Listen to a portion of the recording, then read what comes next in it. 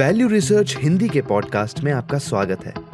आप सुन रहे हैं फर्स्ट पेज कॉलम, जिसे धीरेन्द्र कुमार ने लिखा है। इसे सरल और सुस्त रखें। रिटेल निवेशकों को क्यों प्रोफेशनल फंड मैनेजर्स की नकल नहीं करनी चाहिए। हाल में सोशल मीडिया पर एक लेख खूब चर्चा में रहा और इसने मेरा ध्यान सही कारणों से खींचा। इसने बड़े ही बारीकी से बताया कि एक निवेशक को कितने स्टॉक्स रखने चाहिए, डाइवर्सिफिकेशन की रणनीतियों, सेक्टर एलोकेशन और पोर्टफोलियो रिस्क को कम करने की गणितीय गणनाओं पर चर्चा की। एनालिसिस इतना गहरा और अच्छी तरह रिसर्च पर आधारित था कि कोई भी फाइनेंस का प्रोफेसर इस पर गर्व करेगा। फिर भी इसे पढ़ते हुए मुझे अजीब सी बेचैनी हुई। इसकी वजह लेख में कोई कमी होना नहीं था, बल्कि इसलिए कि ये जिस चीज़ को दिखाता है वो चिंताजनक है। ये लेख एक अजीब ट्रेंड को दिखाता है जो पिछले एक दशक में निवेश की दुनिया में उभरा है। रोजमर्रा की नौकरी, परिवार और अपनी जिंदगी जीने वाले आम निवेशक अब प्रोफेशनल फंड मैनेजर्स की तरह एनालिसिस और पोर्टफोलियो बनाने के तरीके अपनाने लगे हैं। ये ट्रेंड हाल के बुल मार्केट में अपनी पीक पर पहुंच गया, जब रिटेल निवेशक फैक्टर इन्वेस्टिंग, स्टाइल बॉक्स और कोरिलेशन मैट्रिक्स जैसी जटिल धारणाओं पर उतनी ही गंभीरता से बात करने लगे जितनी पहले सिर्फ हजारों करोड़ रुपए संभालने वाले प्रोफेशनल्स में दिखती थी। लेकिन असल बात यह है कि रिटेल निवेशकों के लिए यह जटिलता न सिर्फ गैर ज़रूरी है, बल्कि ये उनके लिए उल्टा नुकसानदेह हो सकती है। दोनों के बीच बुनियादी अंतर को समझिए। प्रोफेशनल फंड मैनेजर्स को फुल टाइम सैलरी मिलती है ताकि वे बाजार की स्टडी करें, कंपनियों का एनालिसिस करें और पोर्टफोलियो बनाएं। उनके पास एनालिटिक्स की टीमें, कंपनी मैनेजमेंट तक पहुंच और बेहतर रिस्क मैनेजमेंट सिस्टम होते हैं। सबसे अहम बात, वे हजारों निवेशकों के पैसे का प्रबंध करते हैं, जिन्हें लगातार अच्छे प्रदर्शन और हर फैसले के लिए लंबे चौड़े स्पष्टीकरण की उम्मीद होती है।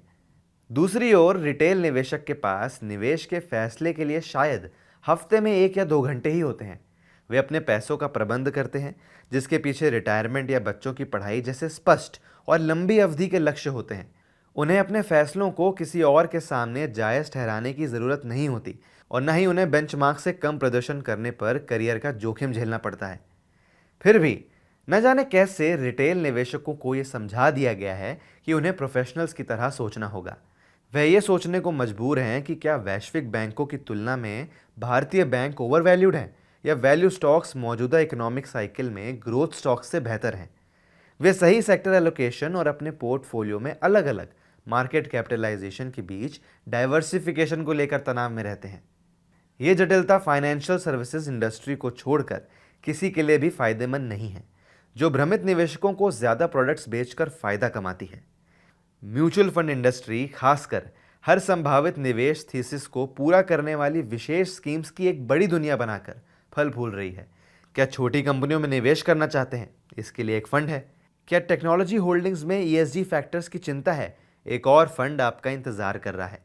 मज़े की बात यह है कि जहां रिटेल निवेशक अपनी निवेश की प्रक्रिया को और जटिल कर रहे हैं, वहीं उनकी ज़रूरतों का समाधान पहले से कहीं ज़्यादा सरल हो गया है। 2 या 3 अच्छे म्यूचुअल फंड्स का संयोजन ज़्यादातर निवेशकों के लिए ज़रूरी डाइवर्सिफिकेशन और प्रोफेशनल मैनेजमेंट दे सकता है। एक इक्विटी फंड, एक डेट फंड और शायद एक इंटरनेशनल फंड औसत भारतीय परिवार की ज़्यादातर निवेश ज़रूरतों को पूरा कर सकता है। जो लोग और भी ज़्यादा सरलता चाहते हैं, उनके लिए एक ब्रॉड बेस्ड इंडेक्स फंड सैकड़ों कंपनियों में तुरंत डाइवर्सिफिकेशन, ऑटोमेटिक रीबैलेंसिंग और सबसे कम लागत की सहूलियत देता है। निफ्टी 50 इंडेक्स फंड को सेक्टर रोटेशन या मैनेजमेंट की क्वालिटी पर राय रखने की ज़रूरत नहीं है। यह आपको भारत की सबसे बड़ी कंपनियों में एक अनुपात में हिस्सा देता है, जो ज़्यादातर लंबी अवधि के निवेशकों को चाहिए होता है।